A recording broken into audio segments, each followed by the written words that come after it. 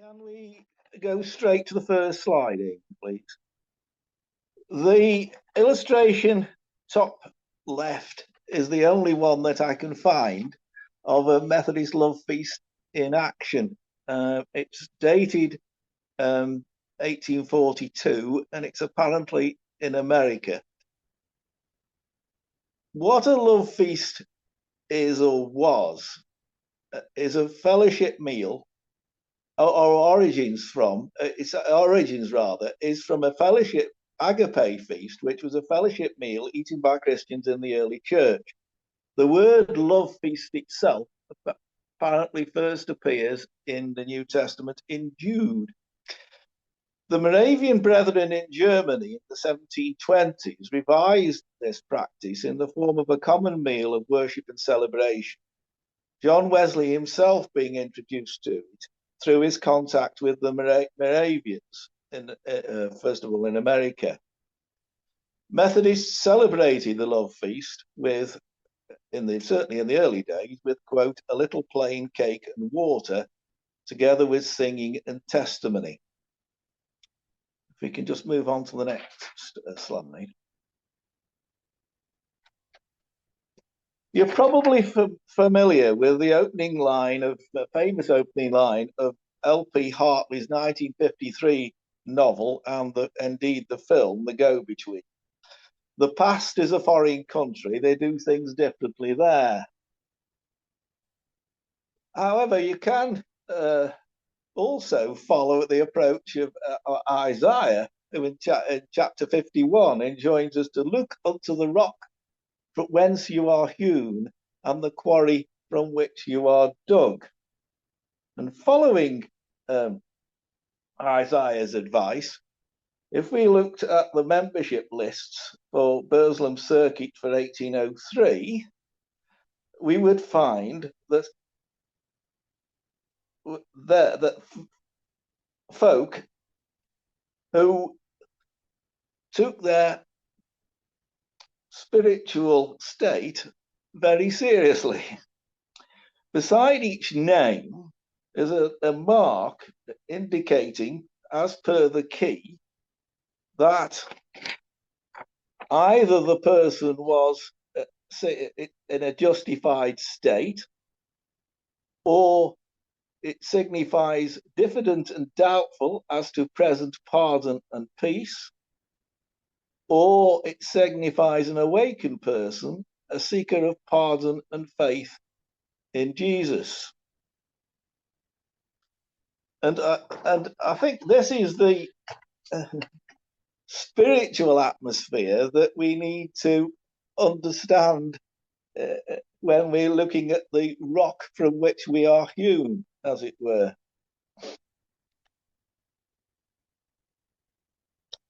As I say, we're going back to folk. I'm not saying that people today don't take their spiritual state very seriously, but although data protection forbids me to look at modern membership lists, I very much doubt whether they would indicate people's spiritual state. Can we move on to the next slide, please? Oh no, stick where you are. Stick where you are. I've included the picture, the well-known famous picture by Titcomb, Primitive Methodists at Prayer, which was painted in St Ives in the 1880s, which depicts Cornish fishermen praying earnestly in St 4th Street Primitive Methodist Chapel. And I think this painting depicts very well, and is a very rare, in fact, possibly unique depiction of such a scene, which depicts very well the spiritual intensity generated in these sort of prayer meetings. And again, I mean, this is not something confined to the 19th or 18th century, but I think it gives you some idea of the sort of atmosphere that we're entering into. If you can have the next slide, please. The best and really only reasonably comprehensive book on the story of love feasts is this one, written by the late Methodist scholar and historian Frank Baker in 1957. In the preface, then he says that in 1957, at the time of his writing, there is among Methodists a renewed interest in one of the characteristic features of Methodism, which is almost extinct. This interest appears to be not only antiquarian, but religious, a genuine desire to understand the spiritual genius of early Methodism in order that it might be recaptured in whatever forms prove appropriate for modern conditions. Coincidentally, in the same year that the book was published, there was the centenary, the 150th anniversary camp meeting on Mount Cop. And if you could just roll on to the next slide, Amy. And at the 150th anniversary celebrations meetings on the Sunday evening, May the 26th, according to the handbook, from 7:15 p.m. there was to be processions to the Memorial Chapel, and that's the former Primitive Methodist Chapel on Mount Cobb, and the Hillside Chapel, which is the former Wesleyan Chapel, shown in the photographs, for the love feasts at 7:30 p.m. Now, it's an interesting question as to whether this could be seen as much of the 150th anniversary celebrations could be seen as an exercise in nostalgia, or was it, in fact, evidence of a continuing tradition, even though love feasts generally had more or less died out completely 50 years before? There were, however, probably folk at these two love feasts who could remember love feasts when they were still active at the turn of the century, i.e., the end of the 19th, beginning of the 20th century. Incidentally, the two love feast cups I show there, the one on the right is the one that was almost certainly used in 1957 in the Hillside chapel, which is where I found it. The one on the left, I think, which is in the collection at Anglesey Brew, I think is almost certainly from the Memorial Chapel and was the one that was used there. If we can roll on there now, please. I put these two plans in of the talk of the Hill Circuit. The one I didn't know. Yes, 1960. The one on the left, 1916. In its footnotes, it still has in the key to the plan. It still has L for love feast, but there's no evidence on the plan itself that love feasts were still being held. And of course, it may be that the printer kept reproducing the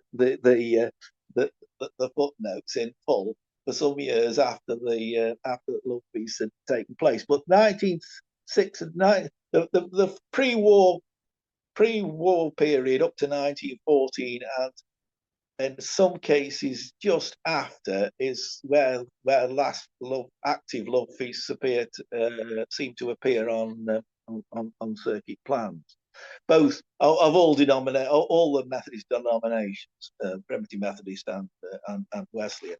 I think I've got a run of plans from the talks from the Congleton circuit, and the last love feast that appears as a regular, albeit probably an annual event, is on a plan for 1911 in the Congleton Wesleyan circuit. The other plan Anglesey Brew was, of course, in the Congleton in the Talk of the Hill circuit, and you can see that on the I can't quite read the date, but it's the third Sunday in January, I think. There was a love feast in 1879, at Anglesey Brook. If we could, yes, if we can move on again. Um, in 1972, I was engaged in one of these evening class come Keel evening class come WEA on oral history, and so I went round with a recorder, which was on loan from Radio Stoke, I think, recording various people's, and if they were aging Methodists, I asked them if they had actually knew anything about love feasts, and so the first little extract is a Miss Ethel Lockett, recorded on the 15th of December 1972, when Miss Lockett was 91. So she was born in 1881. And she remembered a love feast, which would have been in the King Street Chapel, which is the Wesleyan Chapel, which is the left-hand photograph. And what she could remember was sitting in pews for the love feast. They brought around water in a big beaker thing, and then they got up, gave a testimony, like at a Methodist class meeting, and that's about all she could remember. I also interviewed a Methodist local preacher, Sidney Jones. That was recorded in the March that year, say 1972, when he was, possibly March 1973. Come to think about it, when he was 80, in his early 80s, 82, 83, something like that. And he'd gone on the plan as a local preacher he'd been on the plan since 1912 as a local preacher. And he says, in my younger days, we had them at our own church, All Sages, that's All Sages Bank Wesleyan Chapel, once a quarter, conducted by a local preacher. And then when I became a local preacher myself, 1912, it was my privilege to conduct the love feast. The love feast consisted of squares of bread handed out to members of the meeting who stayed behind, and then a drink of water. Then, after this was finished, it was always the local preacher to start off with, gave his testimony, just the same as he would in a class meeting, and you'd have several hymns to make it interesting, and each member would tell their experience, and that was those testimonies which he regarded as the very essence of the love feast. And then he goes on to say, but the love feast died out long before I came to the Tunstall Circuit, which is where he was in 1972. He moved to Kidgrover from All Sages Bank. The last love feast that I ever conducted was at Wood Lane in the UM circuit. A friend of mine approached the society steward and asked him whether we couldn't have a love feast, and he arranged for a love feast, and that was the last one I ever conducted, and that would have been in around about 1928. Can we move on to the next? Well, that's the one on the right. The photograph on the right is was the Wood Lane Chapel.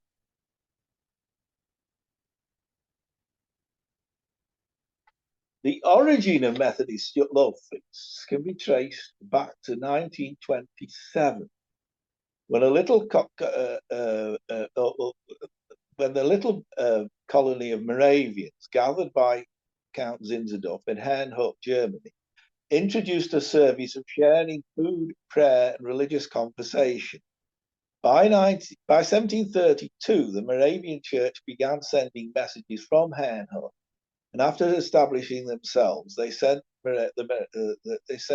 colonists to America in 1735. That year, John Wesley agreed to go out to Georgia with James Oglethorpe as a volunteer missionary, apparently to evangelize it with the Indians. I mean, good luck with that. Still, however, the shortage of clergy in the colony largely limited his work to serving as a parish priest to the European settlers in Savannah. Wesley experienced some success. Yeah. John, forgive me Yeah. interrupting. I don't know if it's the same for everyone, but you've become very blurred. I can hardly hear what you're saying. Oh. Um, I no. can certainly hear you okay, John. It's clear. It's clear on my screen. Right, I'm getting a few thumbs up to say people can hear all right. Yeah. Okay. Well, sorry, Randall, I don't know what's happened to your audio. Yeah. Tell Randall to pay his phone bill. He's beat it. He's what's it bill? Anyway, where are we? Right. So we're in Savannah, and in 1737, and uh, and Wesley is contacting a number of religious societies in the summer of 1737, and it was there that he first encountered love feasts.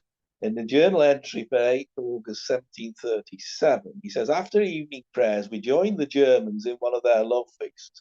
It began and ended with thanksgiving and prayer, and celebrated in so decent a solemn a manner as a Christian of the apostolic age would have allowed worthy of Christ.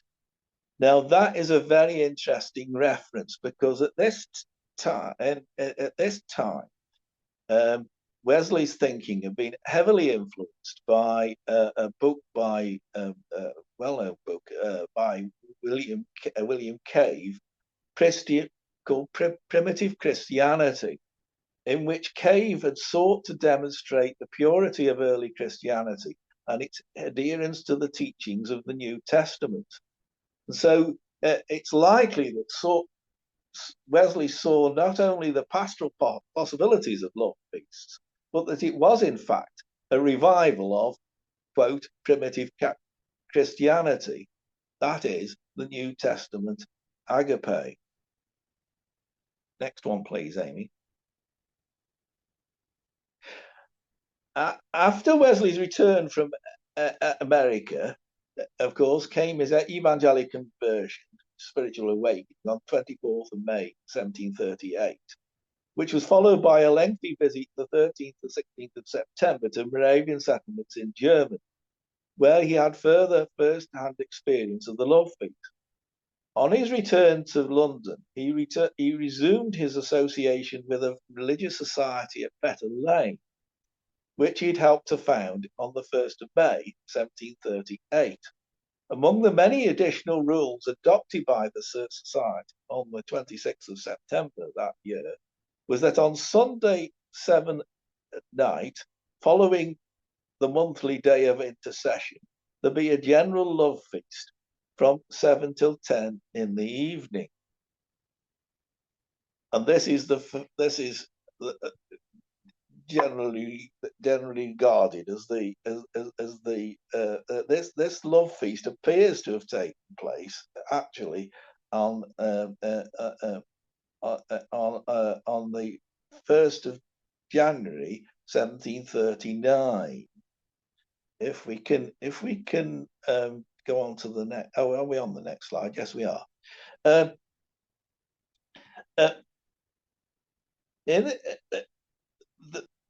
What I show on the page there on the left is the third extract from Wesley's journal, the first edition which was published in 1742. What I show there is the second edition, which is, but it's identical to the first edition, indeed identical to modern editions. But anyway, in the preface to the third edition, the third extract, Wesley sets out his intentions in publishing the journal, and he says, "What I design in the following extract is openly to declare to all mankind what it is the Methodists so-called have done and are doing now, or rather what it is that God hath done and is still doing in our land. For it is not the work of man which lately appeared, who calmly observe it must say, this is the Lord's doing, and it is marvelous in our eyes. So what he is basically saying is the purpose of publishing this journal and some of the things described in it is to, as it were, an apologia for the Methodist movement as it has so far progressed. And so there's an entry on the Monday, the 1st of January, 1739, which he describes this first Methodist love feast. About 60 of our brethren were present at our love feast in Fetter Lane. About 3 in the morning, as we were continuing in prayer, the power of God came mightily upon us, inasmuch as many cried out with exceeding joy, many fell to the ground. And as soon as we recovered a little from that awe and amazement at the presence of his majesty, we broke out with one voice, we praise thee, O God, we acknowledge thee to be the Lord. And this was the love feast then that became regular practice in Methodist societies, more or less from then on.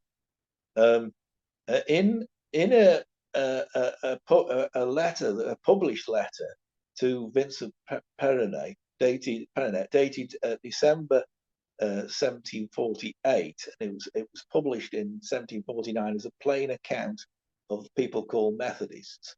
Wesley says this: in order to increase them, by them he means the members of the Kingswood Society, a grateful sense of all his mercies, I desired that one evening in a quarter, all the men in band, on the second all the women would meet, and on the third both men and women together, that they might together eat bread as the ancient Christians did, with gladness and singleness of heart. At these love feasts, so we term them, retaining the name as well as the thing, which was in use from the beginning. Our food is only a little plain cake and water, but we seldom return from them without being fed, not only with the meat which perisheth, but with that which endureth to everlasting life. And as I say, from then on, more or less from then on, love feast became a settled part of a Methodist order in the principal societies, and indeed in smaller places as well, but not necessarily as regular as in the main centres. The earliest, interestingly, the earliest full description of how to conduct a love feast that I've come across is in Hugh Bourne's preface to the large hymn book for the use of primitive Methodists, first published in 1824. And in the preface, he says, look, various instructions in true Hugh Bourne fashion, but under the heading Love Feasts. The love feasts usually open with singing and prayer. The piece is then sung by way of asking a blessing, after which bread and water are served out. The love feast collection is made and a piece sung by return of thanks. The preacher makes a few remarks. People rise in succession, speak of their own experience, and distant comers sometimes say a little about the works of God in other places. But none are allowed to run to exaltations. This is a continuing problem, as we probably will see. Drag out to tedious lengths, or speak unprofitably to others. And above all, not to reflect upon or find fault either with individuals or society. And the preacher's painful duty to stop all who tempt to trespass. He has to preserve the love feast in a clear and pure course, in order that people may grow in faith and the Holy Ghost may descend. Singing and prayer are occasionally introduced, and the love feast finally closes with prayer. The love feast cup I show on the left there is at Anglesey Brook. And my humble opinion, owing to the style of the handles and whatnot, I think is quite early in date. So I think that's probably dates from probably the late 1820s, 1830s, something like that, which is very early for surviving love feast cups. the general singing, the graces that we used were John Cennick's graces before and after beat, which is, as you'll see on what I've done on the screen, I've printed the versions as in the Hugh Bourne's camp meeting Bible hymn, small hymn book of 1821. The other hymn I showed there is a hymn for Love Feasts, which is in some ways a bit of a paraphrase of the Cennick Graces, which is I show on the right. The two jug and the little cup, which probably have nothing to do with Love Feast, but they do reproduce John Cennick's graces. Be present at our table, Lord, and we thank you, Lord, for whatever on the little mug. Can we go on to the next one, please? Yeah, I want to now to look at a book by the book by Joseph Nightingale, which is the cover of which I show on the title page I show on the left there. Joseph Nightingale, A Portrait of Methodism, being an impartial view of the rise, progress, discipline, and manners of Wesleyan Methodism, published in 1807, which is a very significant year. Joseph Nightingale had the portrait of Methodism was a critique of Methodism. Some would say a satire. In some ways, it was a satirical, a bit controversial among Methodists at the time, its publication. But it's a very interesting sort of. It is a view from a sort of semi-outside point of view. Sort of the impartial view. And this is what he has to say about Love Feast. After this is after the distribution of the bread and water itself. The preacher rises and relates his experience to the whole congregation. And while the preacher is thus engaged, sighs, groans, and devout aspirations, even audible ejaculations of prayer or praise, are issuing from the audience in every direction, which of course who are of course more or less impressed, as the experience of the preacher may happen to be more or less wonderful, uncommon, or striking. During this meeting, which usually lasts about 2 hours, numerous experiences are related, both by men and women. I remember once being very struck with the expressions of an old man at a Love Feast, who had just recovered from a dangerous fit of sickness. I was, he said, given over by the doctor, and everyone thought I was about to take my flight into eternity. I thought so myself, and though I could easily read my title clear to the mansions in the skies, I thought I knew that God, for Christ's sake, had pardoned all my sins, and whenever the silver cord should be loosened at the fountain, I should sink into the arms of Jesus. Yet as I drew near the swelling floods, I thought I felt Jordan cold to my feet and shrunk back. What a poetic figure is Joseph Nightingale's comment on that. And then Nightingale goes on. It will frequently happen during a love feast that if the preacher is either more commonly wise and prudent man, if he is old and with nerves, or careless and lukewarm, that the business of the meeting will for a time, like the wheelless chariots of Pharaoh, move on heavily. In this case, recourse is always had to the fascinating and invigorating power of vocal music. And he quotes a wonderful hymn out of Wesley's collection. Come, Lord, from above, these mountains remove, O turn all that hinders the course of thy love, that my bosom inspire, enkindle a fire, and fill my whole soul with flames of desire.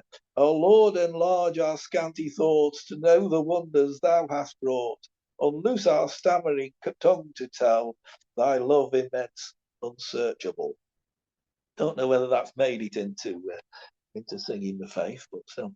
If we can now move on to the next one, Amy, please. In 1750, John Wesley wrote that I admit none but those who are love feasts, who have the love of God already shed abroad in their hearts, because all the psalms and prayers and exhortations at that time are suited to them and them alone. And it was soon the practice for admission to love feasts. You had to prove your membership, your Methodist membership, by production of your current class ticket. Visitors and members whose class tickets have been mislaid might obtain admission by means of a special note from the preacher in charge. The digest of minutes of conference published by Philip Garrett in 1827 has these two. No person shall be admitted to the love feast without a society ticket or a note from the superintendent.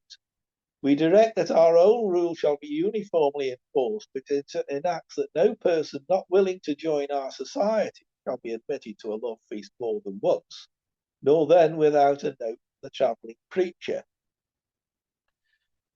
The Primitive Methodist conference minutes more or less followed suit in the consolidated minutes of 1836.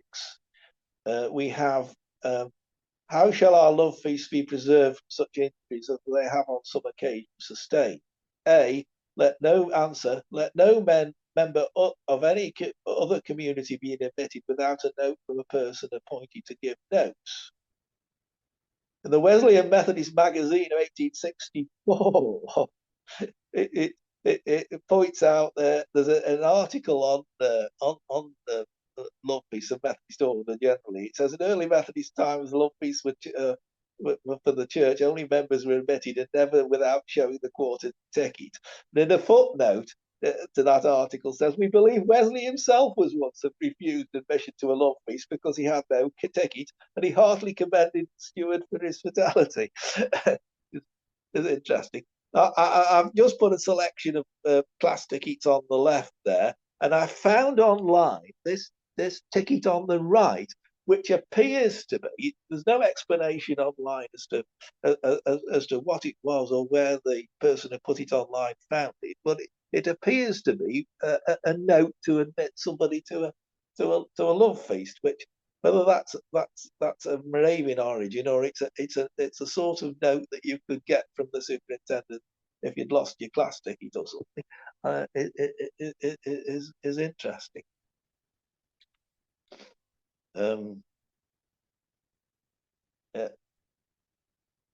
Joseph Nightingale in the portraiture says this about further about love feasts. Love feasts are always well attended. Public notice having previously been given, the country people flock in crowds to these meetings. Although they are intended for the regular members at home, yet vast numbers of well-disposed strangers gain admittance by procuring notes for that purpose for the preacher on being recommended by a member. It consequently happens that numerous conversions take place on these occasions. When the speaking is concluded, several of the people go to prayer one after another or all at once, as the preacher may be well or ill disposed to favour, quote, a little spiritual romping and holy confusion. Many of the preachers, however, of the present day, having drunk a little into the spirit of the world, that is, having become ashamed of the conduct of some of their brethren who have encouraged noisy meetings, are led to deprive the people of their Christian liberty and constantly check all extravagancies of nature, whether they perceive them to be breaking out. This cannot, however, be said of all Methodist preachers, even of the present time. I know of some who would rather attend a meeting of enthusiastic bawlers than peaceably enjoy the marrow and fat of the things of this vain world. This is a very, very interesting comment, of course, because Nightingale is writing in 1806, 1807, at the very time of the revivalism in Macclesfield and elsewhere, which of course led in a few years into the Primitive Methodist movement.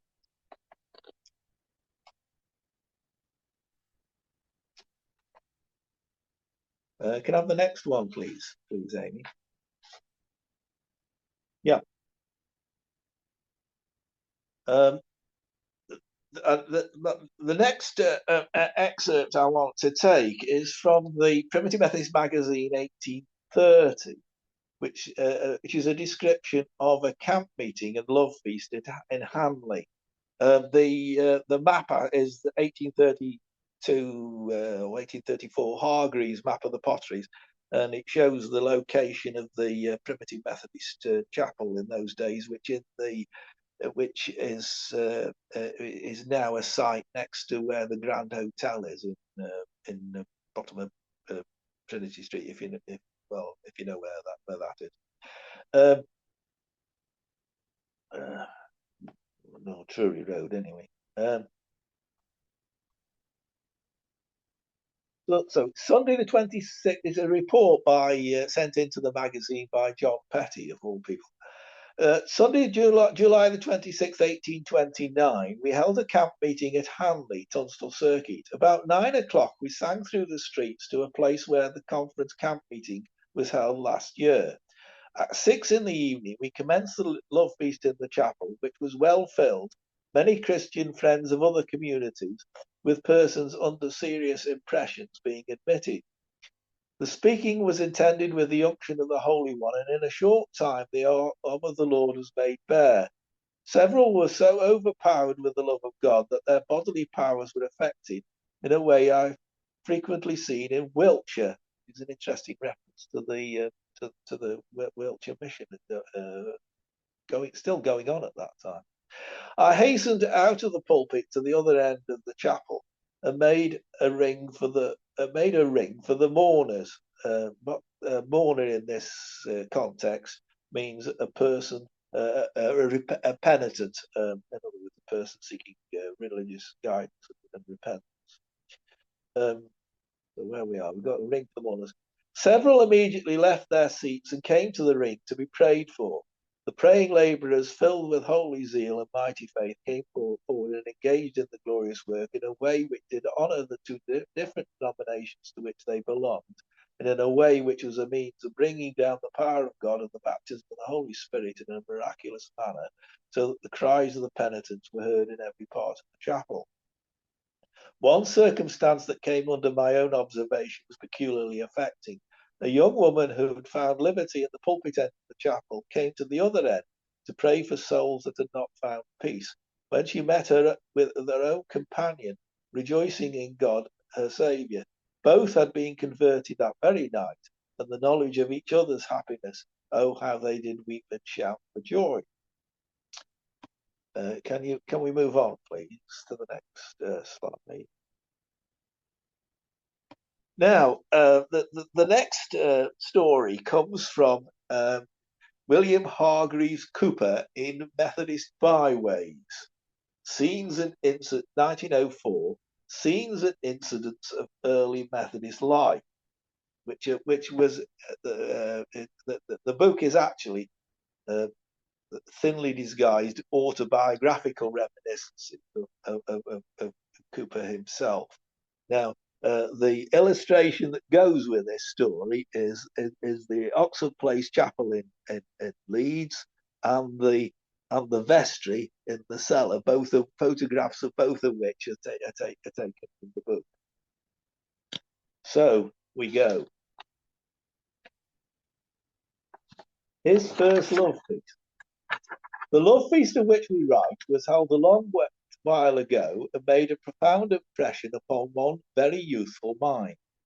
This was partly because of one character present, and partly because at that day, in the juvenile simplicity of him whom we tell, a love feast was regarded as a very mysterious affair. One glorious afternoon in June, a certain young gentleman at the advanced age of 10, already referred to, left his parents' roof with laudable intention of attending a Methodist love feast. As he mounted the chapel steps, he saw a little girl in the neatest possible attire and with a very pretty face present a piece of paper to a very fat gentleman in a broad-brimmed hat. The little boy did as any other little boy would have done in the same circumstances, attentively survey the pretty little girl, who with upturned face was timidly watching the fat gentleman. "Is this your ticket?" he at last asked, at the same time looking very earnestly at the little girl, who blushed deeply and owned up that it was in fact her mother's. She was then told to go down to the vestry to ask the minister to give her a note. The little girl went, followed by the boy, who, while the minister signed her admission paper, was accosted by one of the numerous officials present in question as to whether he desired to give his heart to God. In his confusion, misunderstanding the question asked, he answered with a very decided, "No, sir." If a bombshell at that moment had come crashing through the vestry ceiling, it could scarcely have produced a greater sensation.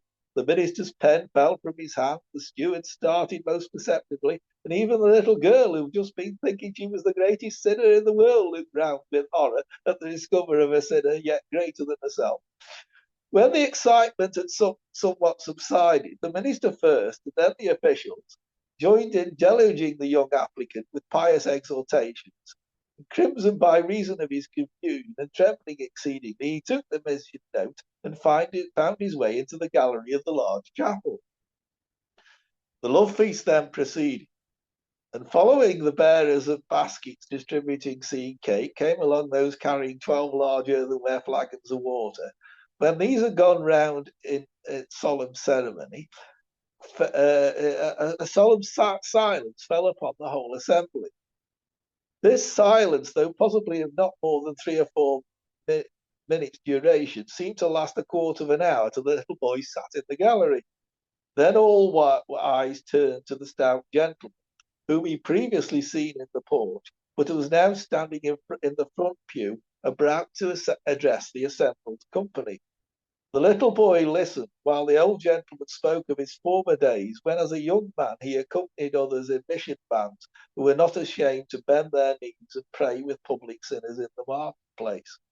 However, he went on to say, "But while I have known what it is to meet with stout-hearted sinners among adults, I never met in all the long years of my life with such perversity amongst the young as my eyes and ears have called to witness today. Little lassies now come with boldness to our love feasts, hoping to get in under the cover of their mothers' tickets, and little lads tell us boldly in our vestries, in the very presence of our ministers, that they've no intention or desire to render their hearts to God." Much more the old gentleman said in relation of his experience, which was both wise and profitable, but 2 at least of the hearers, with drooping heads and crimson cheeks, were too much confused and frightened to notice any more. I should end by saying that the girl in question was the future Mrs. Cooper, the author of the book. Can we go on to the next slide, please? I'll quickly pass over this as time is getting on. I'll just show a collection of love feast cups. The one on the left, the top left, I think is the earliest one I've come across in creamware. I found this in Cornwall, no, South Devon. And I think could possibly date from the 1820s, which is very early for love feast cups. But anyway, if we could pass over the next 2 slides. There we go. In an article in the Methodist magazine in 1808, the importance of discipline on the importance of discipline in Methodist societies, the writer says that love feasts should be regularly held and in a spiritual and lively manner. Much good will continue to be done, provided the original spirit in which these means were first instituted be retained. Great care must be taken in class meetings that people do not learn to use a number of expressions without feeling their import, and to repeat them one after another until they mean little nothing by them. And the implication, I think, in the article is that the same could be said of testimonies given at love feasts, and a tendency over time to make them become formulaic and repetitive. And this, in due course, was to become, I think, a contributing factor in the love feast's ultimate decline. And by the end of the 19th century, or by the later years of the 19th century, the wane was already, they were already very much on the wane. I've sort of, yeah, I'll carry on. An article in the 1910 Primitive magazine on love feasts, it's headed "An Old Time Love Feast," and I think this is in going back to Frank Baker, the conclusion in his book.